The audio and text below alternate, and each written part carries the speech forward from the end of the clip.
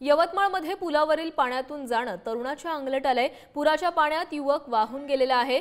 पूस नदीवरील घटनेचा व्हिडिओ समोर आला आहे।